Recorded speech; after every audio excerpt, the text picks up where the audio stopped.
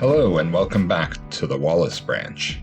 And today we're moving back to the western part of the map into Idaho, just west of Kellogg, and adjacent to the small town of Smelterville, which you can see I've filled in on the right side of the screen there.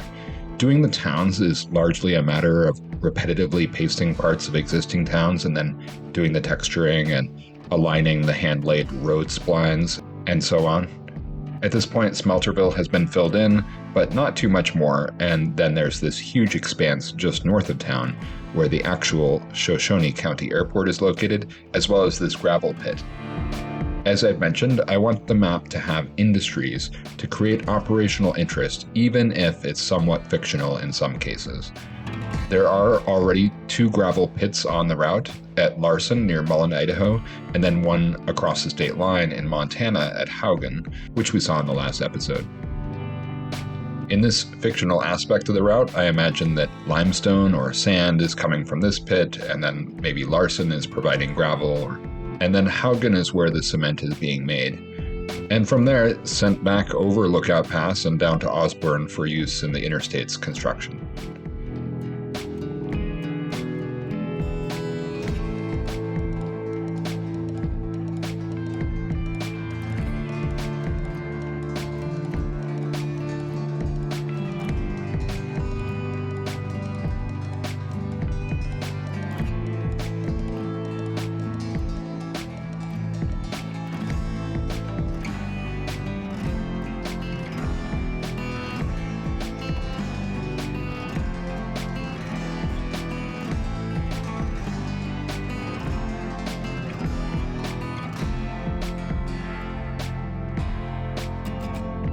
The first thing I almost didn't get right was to ensure my track in this gravel pit didn't cross the runway. I guess that could make for some interesting operational interest, but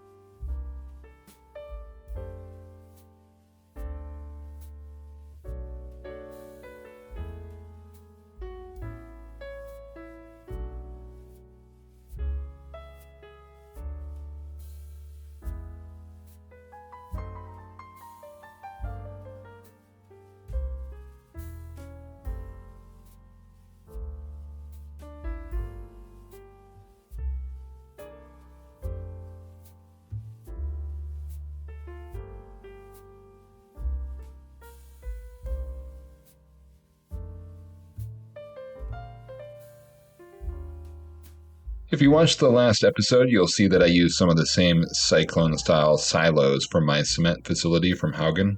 Of course, I could create multiple versions, but I think they're plain enough.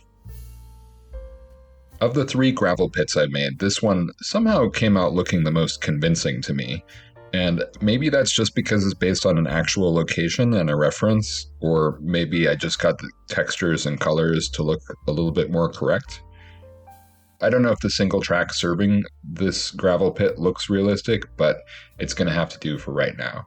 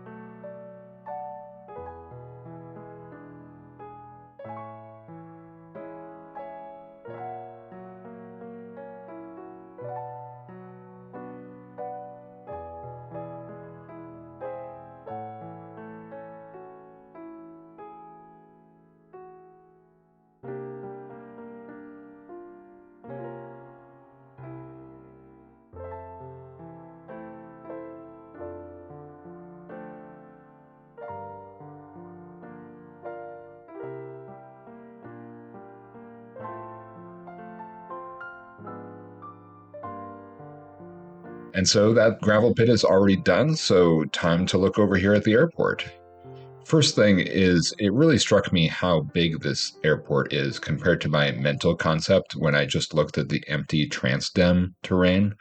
I had initially planned to put a river across part of this because I didn't realize that the airport was actually going to fill all of this up.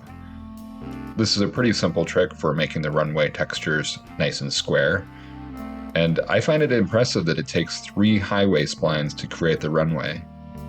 Compared to my tiny little grass landing strip that I created in an earlier route, this airport is actually pretty gigantic.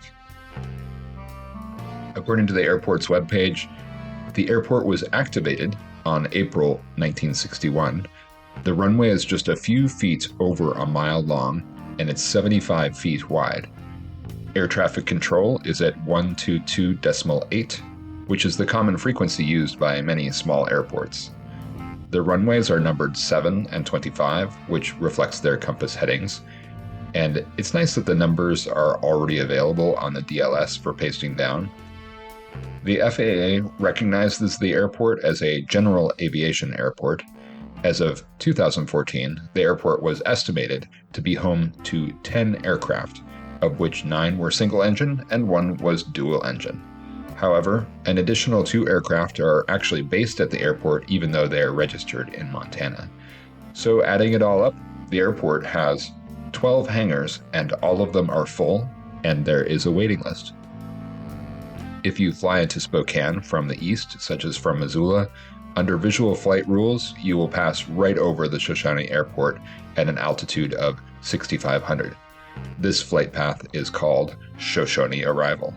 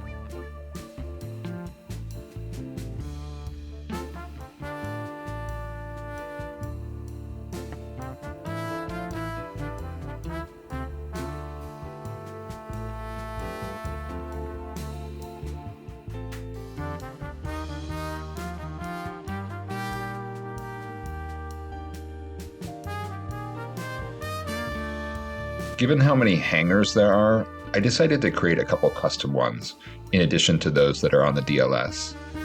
And I love the Piper assets on the DLS. I decided to do the roads and some of the other splines around the airport off camera, and then I also created some tire streaks to make the runway appear used and realistic instead of just a blank expanse of gray.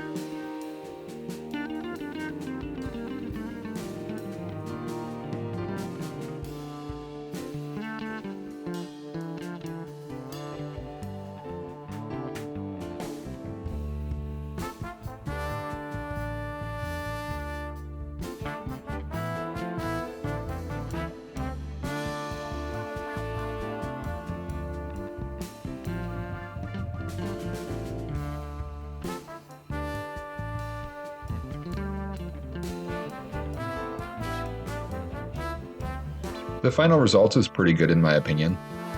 I'll just mention one thing though, that for a lot of the grassy textures around the airport and just on the layout in general, I'm kind of waiting until the end to see if I can find a good solution for that, so I still haven't addressed that across the entire route. Next, after doing the roads and filling in a few farms nearby, I downloaded a drivable Cessna and put in some track. And I had to do this several times because the invisible track is just fine when you're on level ground.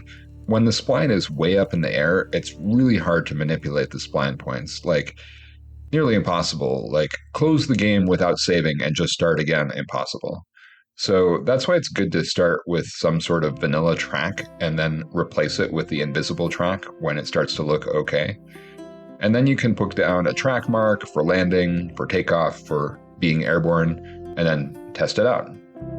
My plane, I had to try out several iterations, and it flew through a lot of mountains on the first few tries.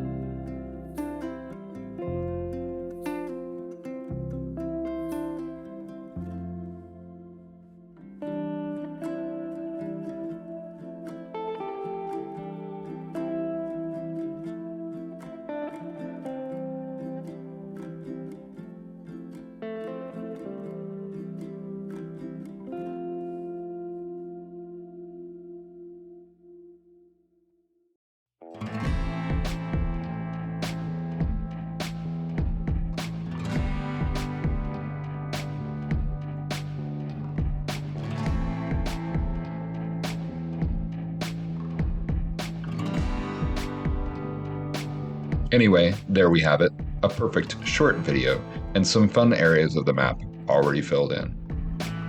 Next time, we're staying on this side of the map and filling in another fictional industry, namely the paper mill in Pinehurst, Idaho. If you'd like to be in on that, just like and subscribe, and we'll see you again next time on the Wallace branch.